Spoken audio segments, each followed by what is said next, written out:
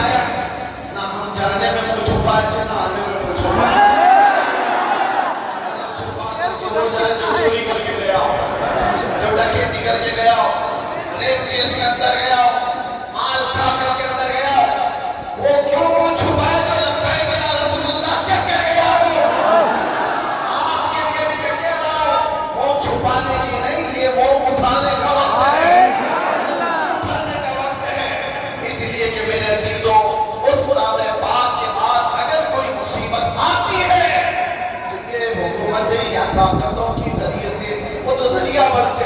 اصل بات یہ ہے کہ ہمیں اللہ تبارک و تعالیٰ اس عظیم امتحان चाहता है जो बिलाल हबशी को दिया गया है, जो खब्बाब बिन अल-अरत को दिया गया है, जो खुबैब बिन अदी को दिया गया है, जो ज़ैद बिन दस्ता को दिया गया है। मैं तारीख पढ़ता हूँ, हमेशा एक बात याद आती है, मेरे साथ किसी मामला हुआ था, हालांकि कंपैरिजन कुछ नहीं मिला, तशबीह बिला तमसील। इमाम अहमद बिन हंबल 5 लाख हदीसों के हाफिज हैं। आपको एक फतवे की वजह से 3 बार कोड़े मारे गए, 3 बार। और कोड़े किसको कहते हैं? ये जो कमर का बेल्ट है इसको नहीं, वो चमड़े का पट्टा होता था, एक बार मारते थे तो चमड़ी लगकर आ जाती थी। ऐसे कभी 80 कोड़े, कभी 100 कोड़े। इमाम अहमद बिन हंबल को जब ले जाया जा रहा था, ये तीसरी मर्तबा का वक्त का खलीफा, जब जल्लाद को हुक्म दिया कि इस बात फिर इनको कोड़े मारो, इनको फतवा वापस लेने के लिए कहो, एक शख्स ने कान में आकर के कहा, वो भी बड़े आलिम थे उस वक्त, कहा कि आप मुझसे कान में कहते थे, मैं सारा मामला सही कर लूंगा, निपटा लूंगा।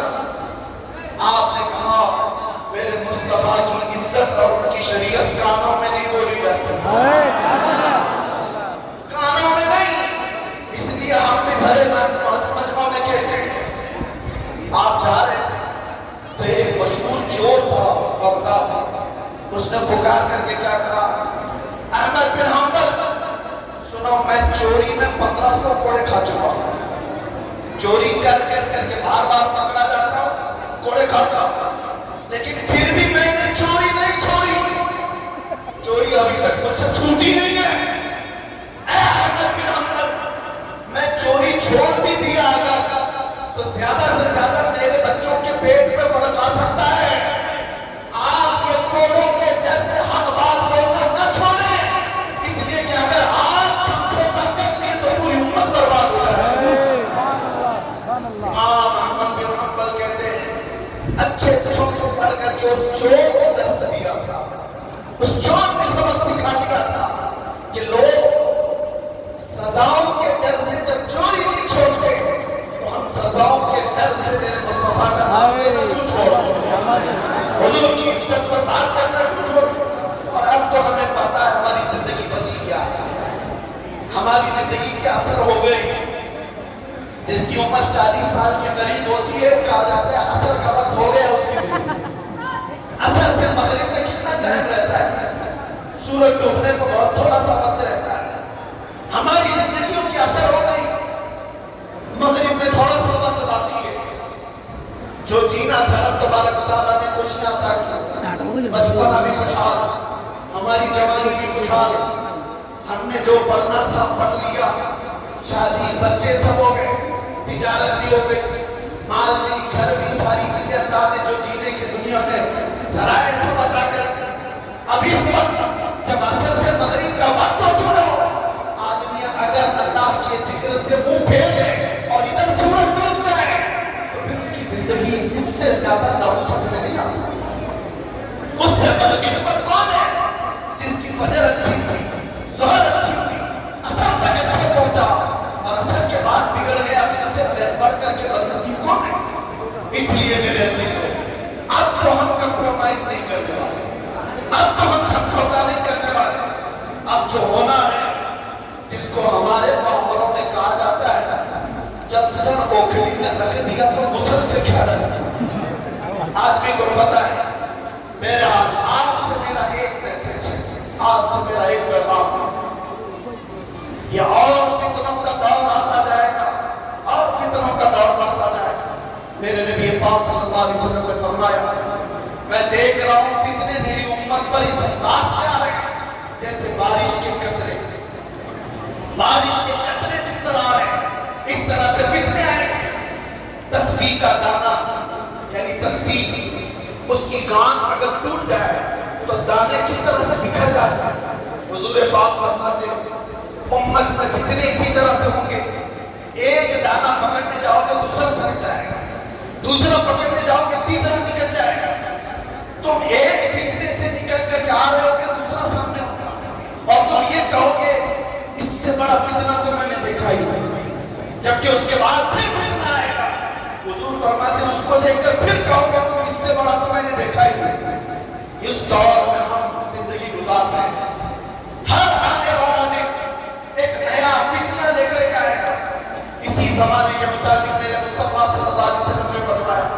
تمہارا ایمان پر قائم رہنا اتنا مشکل ہو جائے گا جتنا ہتھیلی میں انگارہ لے کر کھڑا ہونا مشکل ہو جائے گا۔ آگ کا انگارہ لے کر آدمی ہتھیلی میں کھڑا ہو سکتا ہے، اتنا ہی مشکل ہو جائے گا۔ میں دیکھ رہا ہوں اس دور کو، لوگ ہواؤں میں ایمان بیچ دیتے ہیں۔ آج جس کی ہوا دیکھا اس کی بولی بولنا شروع کر دیا، ادھر آندھی چل رہی ہے اس کے پیچھے بھاگ گئے۔ اسی لیے حضور پاک صلی اللہ علیہ وسلم نے یہ بھی فرمایا تھا کہ طاقت کی بول والا ایسا ہوگا کہ لوگ اسی کو سب کچھ سمجھ رہے ہوں گے۔ آج وہی ہے طاقت، حکومت، سکتا جس کے پاس ہے، لوگ یہ سمجھتے ہیں ان کے ساتھ ہی رہنے میں بھلائی ہے، ان کے ساتھ ہی رہنے میں بھلائی ہے کہ کچھ ان کا چھوٹا ہوا جھوٹا کھانے کو مل جائے گا۔ میرے عزیزوں، یہ ایمان کی علامت ہے۔ حضور نے یہ بھی فرمایا دجال جس وقت زمانے میں آئے گا، دجال اس وقت کا حال یہ ہوگا ہزاروں کی تعداد میں لوگ ایمان چھوڑ کر اس کی فوج میں شامل ہو جائیں گے۔ اور حضور نے فرمایا دنیا شروع ہونے سے لے کر قیامت تک اس سے بڑا کوئی فتنہ نہیں، وہ دور میں آنے والا ہے۔ اس دور کی علامت میں کیا بتایا میں جاتا ہے؟ ارشاد فرمایا سچ کو جھوٹ بنا دیا گیا ہوگا اور جھوٹ کو سچ بنا کر کے پیش کیا جا رہا ہوگا۔ کیا آج یہ پورا نظام قائم نہیں ہے؟ یہ سارا میڈیا یہ دجالی نظام پر چل رہا ہے، یہ سب دجال کے چیلے جتنے بھی بیٹھ کر کے بھونکتے ہیں، جو سچی بات ہوگی اس کو ایسا توڑ مروڑ کر کے بیان کرو کہ جھوٹی لگنے لگے، اور جھوٹ کو اتنا سجاؤ اتنا بولو کہ سچ لگنے لگ جائے۔ آج اس دور میں تم جی رہے ہو، کتنے بڑے بڑے چیلنجز ہیں تمہارے پاس، کتنے بڑے بڑے چیلنجز ہیں، ایمان پر قائم رہنا مشکل ہو جائے گا۔ ان حالات میں اب اعلیٰ حضرت کیا فرماتے ہیں؟ ارشاد فرماتے ہیں جب ایسے حالات ہوں گے اس کو کہا گیا ہے سونا بن ہے، سونا زہر ہے، سونا پاس ہے، سونا بن ہے، سونا زہر ہے۔ اٹھ پیارے تین بار فرمایا سونا پاس ہے، سونا کیا ہے؟ گولڈ تیرے پاس ہے، سونا بن ہے، بن کہتے ہیں جنگل کو، سونا جنگل سنا ہوگا نا، ویران ہے، بالکل آواز ہی نہیں ہے، سونا جنگل ہے، سونا پاس ہے، سونا بن ہے، اور ایسے وقت میں سونا زہر ہے۔ سمجھ میں آئی بات؟ تین بار سونے کا لفظ استعمال کیا اور تینوں میں الگ الگ معنی ہیں۔ سونا پاس ہے، سونا بن ہے، اور سونا زہر ہے۔ اٹھ پیارے تو کہتا ہے میٹھی نیند ہے تیری متھی نرالی، شہد دکھائے زہر پلائے، قاتل ڈائن شوہر خوش، اس مردار پہ کیا للچائے دنیا دیکھی بھالی۔ آج اسی دور میں ہم جی رہے ہیں، شہد دکھائے زہر پلائے۔ تمہیں جتنا سجا سوار کر کے دکھایا جاتا ہے اصل دنیا نہیں ہے نوجوان۔ میں نے یہ ساری تمہید اس لیے باندھی کہ تم کو آنکھ رہی ہے دنیا کس طرح۔ تم ٹیلی ویژن پر تھرکنے والی تصویروں کو دیکھ کر فدائی بن گئے، تم سوچنے لگ گئے کہ یہ بڑا سٹار آدمی ہے، یہ ہیرو ہے، یہ ایکٹر ہے، یہ کوئی ایکٹریس ہے، اس کے پہنے ہوئے کپڑے، اس کا بنایا ہوا ہیئر سٹائل، اس کے چلنے کے انداز، اس کے کھانے کے انداز، اس نے اگر کسی چیز کی ایڈورٹائز کی تو اس کو لے کر پڑے جانا۔ یہ دنیا کی دکھائی ہوئی پردیسی بھی پر جس کے پیچھے تم پاگل ہوئے جا رہے ہو، یہ وہی دنیا ہے جو شہد دکھا رہی ہے اور زہر پلا رہی ہے۔ اصل میں معاملہ یہ ہے میرے عزیزوں، تمہیں اس وقت جگانا ہماری بہت بڑی ذمہ داری ہے، بہت بڑی ذمہ داری ہے۔ تم اس جادو کو سمجھو، اس جادو کو سمجھو جو دنیا تمہیں کھینچ رہی ہے۔ کیا بنانا چاہتی ہے؟ میں صاف لفظوں میں اگر کہوں تو تمہیں کیا بنانا چاہتی ہے؟ نوجوان کو دیکھا، کانوں میں بالیاں، ہاتھ میں چوڑی ہوئی اور بالوں میں چوٹی ہوئی۔ ہم نے دیکھا اچھا خاصا نوجوان بن کیا گیا، نہ مرد دکھتا ہے نہ عورت دکھتا ہے۔ دنیا کے لیے تیسری مخلوق بنا تو شوق سے اس کے پیچھے بھاگ رہا ہے. کبھی سوچا بھی نہیں عورتوں کو کیا بنانا چاہتی ہے؟ پورے جسم کا لباس ہٹا دے, بس کپڑوں کے ٹکڑے اوپر اور نیچے لگا دے, اور اس کو یہ کہتے ہیں کہ دنیا کا سب سے بہترین فیشن ہے. اگر ننگا رہنا فیشن ہے تو بھینس زیادہ فیشنیبل ہے, وہ تو کچھ بھی نہیں پہنتی. جانور سب سے زیادہ فیشنیبل ہے, ننگے رہنے کو فیشن کہا جاتا ہے. سوچو میرے عزیزوں, میں یہ بات کیوں کہہ رہا ہوں؟ وہ نظام بھی میں دیکھ کر کے آیا جہاں بھائی بہن کی شادی کو آج جائز قرار دیا گیا. حکومتوں سے لوگ لڑ رہے ہیں قانونی حق دینے کے لیے. اٹلی میں, نیدرلینڈ میں لوگ یہ قانون پالیت کروانا چاہتے ہیں کہ بھائی بہن سے شادی کرنے کی اجازت دی جائے. اب تو دنیا کی کتنی ایسی حکومتیں جو ہومو سیکسولیٹی کو پوری طرح سے الاؤ کر کے رکھی ہوئی. مرد مرد سے شادی کر سکتا ہے, عورت عورت سے نکاح کر شادی کر سکتی ہے, ماں بیٹے کے ساتھ چاہے تو رہ سکتی ہے, باپ بیٹی کے ساتھ چاہے تو رہ سکتا ہے. اس کو فریڈم کہا جاتا ہے. میرے عزیزوں, جانوروں سے بھی زیادہ ذلیل تمہیں بنانا چاہتی ہے یہ دنیا. اس لیے میں کہہ رہا ہوں, اٹھو اگر نہ حشر نہ ہوگا پھر کبھی. دوڑو کے زمانہ چال اپنی چل گیا. تمہارے پاس اب ایک ہی علاج ہے, ایک ہی علاج ہے, ایک ہی علاج ہے. تم کہاں کہاں سے بچ پاؤ گے ان کے بعد سے؟ تمہارے گھروں میں جو ٹیلی ویژن ہے, سوچتے تھے پہلے کہ ٹی وی چالو کریں گے تو ننگے ناچ ہوں گے. اب وہ زمانہ بھی گیا. اس دنیا نے تمہارے ہاتھوں میں پہنچایا, تمہارے ہاتھوں میں نہیں بلکہ تمہاری انگلیوں کے ایک ٹچ. جتنی گندی فحشا چیزیں دیکھنا ہو سب دیکھ سکتے ہو. تمہاری آنکھوں کی حیا ختم, تمہارے دل کا سرور ختم, تمہارے روح کا نور ختم, سب چیزیں چھین لی گئی. اور تم کہاں کہاں بچ پاؤ, کہاں کہاں بچ پاؤ, کیسے کیسے ان بخاروں سے بچ سکتے ہو؟ ایک ہی علاج ہے, ایک ہی علاج ہے جس کو اقبال نے 10 سال اپنی محنت کے بعد کہا تھا. وہ علاج یہ ہے کہ محمد سے وفاتوں میں تو ہم دے رہے ہیں کہ جہاں چیز ہے کیا نہ ہو چلو دے رہے ہیں.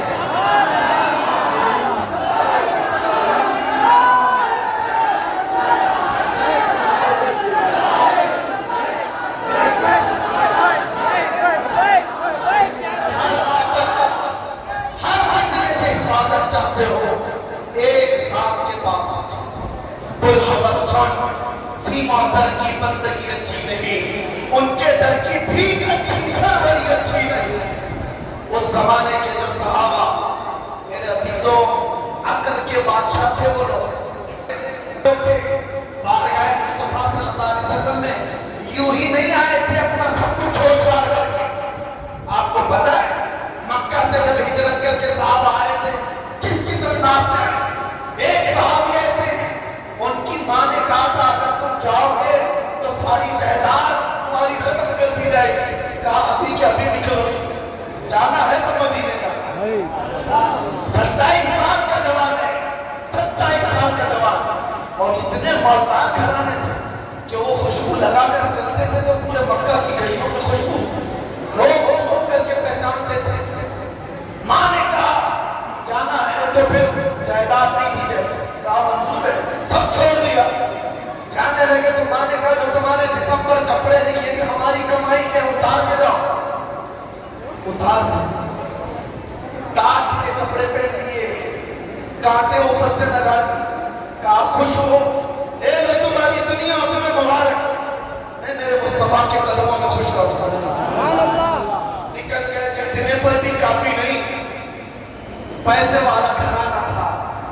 ماں اور باپ اور ان کے خاندان نے پیسے دے کر گنڈوں کو خریدا اور کہا ہمارا بیٹا مدینے نکلا ہوا ہے, بیچ راستے میں اس کو پکڑو, اتنا مارو کہ وہ واپس آ جائے.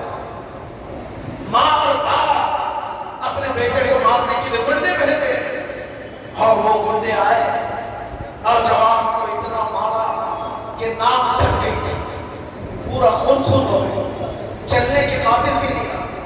وہ ڈاکو اور گنڈے تھک گئے اور کہا کہ چل واپس چلا جا اپنے گھر, ہم مارنا چھوڑ دیں. اور سنا جوان نے کہا اب تو تم نے اور بھی مشکل کر دیا ہے, اور بھی مشکل کر دیا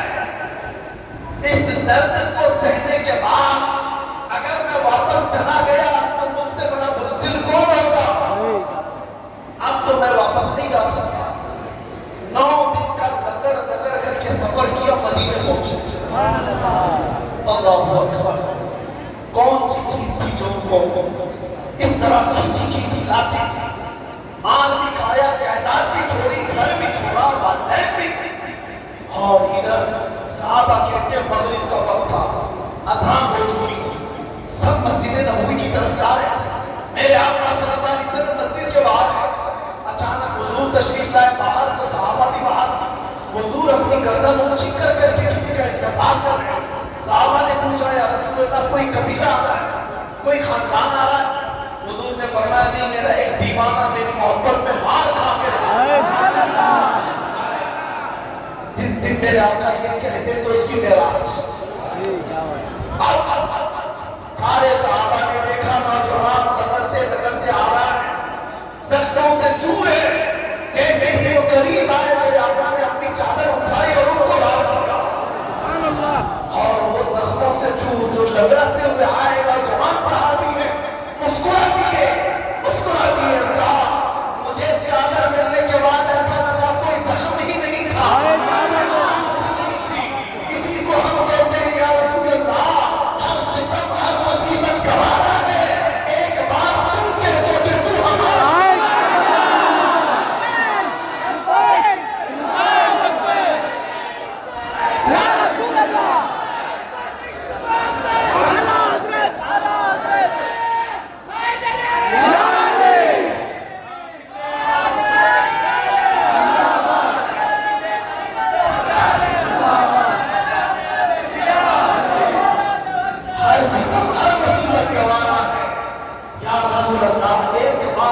کہہ دو کہ تو ہمارا۔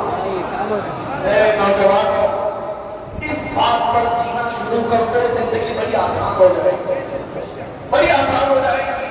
ہر تکلیف ہر مصیبت میں صرف اتنا کہہ دو میں ہر چیز گوارا کر دوں گا، میرے نبی کی ایک نظر مجھ پر ہو جائے ایک بار۔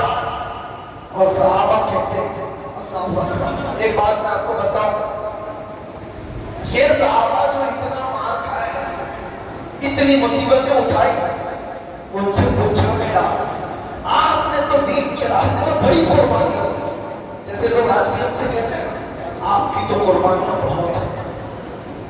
ہاں علماء سے بھی میں کہتا ہوں اللہ اگر ہم کو 1000 سال کی عمر دی اور بلا ناغہ ہر رات ہم پوری رات کھڑے ہو کر حضور پاک کی سیرت بیان کر کر کر کے لوگوں میں تبلیغ کریں، اس کو بھی اگر آپ کہتے ہیں بڑی قربانی ہے، آؤ صحابہ کی بارگاہ میں، صحابہ کی بارگاہ۔ اس صحابی سے پوچھا کہ اتنا کچھ برداشت کیا، اتنا کچھ ملا کیا آپ کو، بدلے میں کیا ملا؟ اللہ اکبر۔ عشق والوں کا جواب سنیے، وہ کہتے ہیں کون ہے جو یہ کہہ رہا ہے کہ میں بہت مصیبتیں اٹھائی؟ ارے یہ تو کچھ بھی نہیں، ہمارے سارے اعمال بہت چھوٹے ہیں ان کی ایک مسکراہٹ پر، ساری دنیا سے بڑھ کر کے قیمتی ہے ان کی ایک نگاہ، ان کی ایک نظر۔ محبت کا تقاضا یہ ہے میرے سے، محبت کا تقاضا اپنی ساری محنتوں کو چھوٹی سمجھو اور اپنے نبی کی ایک نظر کو بہت بڑا سمجھو۔ اگر وہ ایک بار مسکرا دے تو یہ بہت بڑی دولت ہے۔ تو پوچھتے ہو کیا دیا، کیا دیا، کتنا ملا؟ یہ مت پوچھو، ایک نظر بھی ہو جائے تو بہت بڑی ہے، جس کے انتظار میں جبرائیل اپنی پیشانی تلووں پر لگا جائے، اور جو ملائکہ ایک بار آ جائے تو قیامت تک حاضری نہیں ملتی۔ اس نبی پاک کی ایک نظر تم پر پڑ جائے تو کیا کہنے میرے سے؟ اس کو آپ ہلکے میں لیتے، اس کو ہلکے میں سمجھتے؟ ہاں آپ کو میں بیدار کر کے جانا چاہتا ہوں، ملے گا ضرور ملے گا۔ آپ اگر مصیبتیں اٹھاؤ گے، کچھ چیزیں چھوڑنے کے لیے مصیبتیں اٹھانی پڑتی، نشہ چھوڑو، یہ آوارہ گردی چھوڑو، دنیا تانا مارے گی کیا ہو گیا تجھے، صبح سے شام تک ٹوپی میں دکھ رہا ہے، ملا دکھ رہا ہے، ہر تانے برداشت کرو، اس لیے کہ عزت اور ذلت ان چھچوروں کے ہاتھ میں نہیں ہے۔ یہ کیڑے مکوڑے موسم کے ہیں، آئیں گے اور چلے جائیں گے، تمہیں سزا اور جزا دینے والی ذات اللہ کی، تمہیں وہ دکھانا ہے تو ان کیڑوں کو نہیں،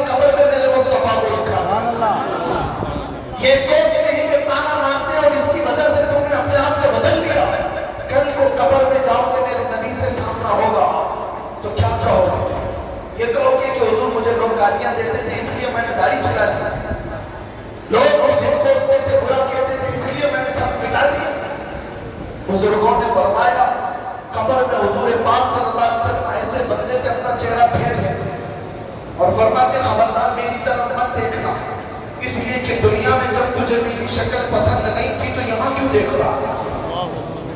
کیا کہو گے؟ حقیقت میں کہہ رہا ہوں، حضور کو محبت کے ساتھ یاد کرنا اپنی جگہ پر، لیکن عملی زندگی میں اتر کر کے دکھانا یہ بہت بڑا چیلنج ہے۔ اور جب یہ چیلنج آپ ایکسپٹ کرو گے، قبول کرو گے، آج ہی سے شروع کریں گے انشاءاللہ۔ ہر گلی کوچے جس طرح سے تم لبیک یا رسول اللہ کا نعرہ ہر جگہ پر جو گونج رہا ہے اور پکار کر کے کہتے ہو، ڈرتے ہو کسی سے؟ ڈرتے ہو؟ نہیں ڈرتے، اس لیے کہ بولنا ہی تو ہے، بولنا ہی تو ہے زبان سے، ڈرنا کیا ہے؟ لیکن میں آپ سے کہتا ہوں اس کا مطلب بھی سمجھو، مطلب بھی سمجھو۔ لبیک یا رسول اللہ کا مطلب ہے اے اللہ کے رسول میں حاضر ہوں۔ کس طرح سے حاضر ہو؟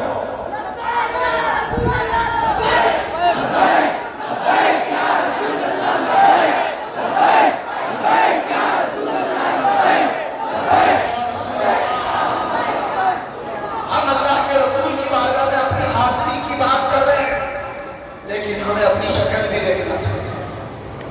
ہم ایسے ویسے کو نہیں کہہ رہے کہ میں حاضر ہوں، ہم اس بارگاہ میں کہہ رہے ہیں جو ہمارے دلوں کے حالات بھی جانتا ہے، جو مدینے میں بیٹھ کر کے بنگلور میں ہونے والے اس جلسے کو بھی دیکھتا ہے۔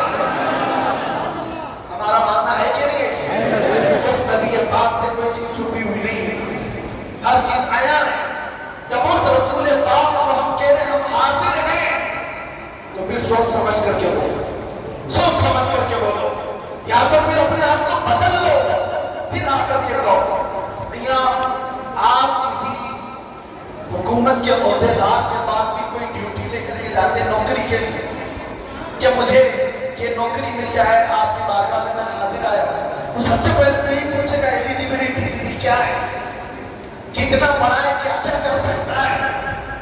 کچھ بھی نہیں ہے تمہارے پاس میرے عزیزوں، یہ دنیا کی بات، لیکن میرے مصطفیٰ صلی اللہ علیہ وسلم کی بارگاہ جب کبھی کوئی پکارتا ہے کہ یا رسول اللہ میں حاضر ہوں، تو یہ نہیں دیکھا جاتا ایلیجیبلٹی کتنی ہے، لیکن یہ ضرور دیکھا جاتا ہے کہ ایمان کتنا ہے، حضور کی بات پر یقین کتنا رکھتا ہے۔ اب آؤ میں جو بات کہہ رہا تھا اس کو کمپلیٹ کرتا ہوں۔ مصیبتیں کچھ آئیں گی اور جب یہ اسٹرگل کر کے برداشت کر لے جاؤ تو وہ چیز ملنے والی ہے جس کا ذکر میں نے چھیڑا۔ ساری مصیبتیں آ جائیں میں جانتا ہوں، لیکن کیا ہے باتیں بہت وائرل ہوتی ہیں، ہم تو چھپے ہوئے نہیں رہ گئے، جو بھی باتیں ہیں بہت پھیلتی ہیں سب چیزیں، اور بیچارے یوٹیوبر تو اسی لیے کھڑے ہی رہتے ہیں کہ کتنا مسالہ لگانا ہے اور کتنے تھمبنیل لگانا ہے، کیونکہ وہ اپنے ویوز کے چکر میں بیچارے کون کون سے مسالے لگاتے ہیں ہمیں بھی نہیں پتا رہتا۔ یہ تو کتنی مرتبہ ہم کو قید بھی کرتے ہیں، کتنی مرتبہ آزاد بھی کرتے ہیں۔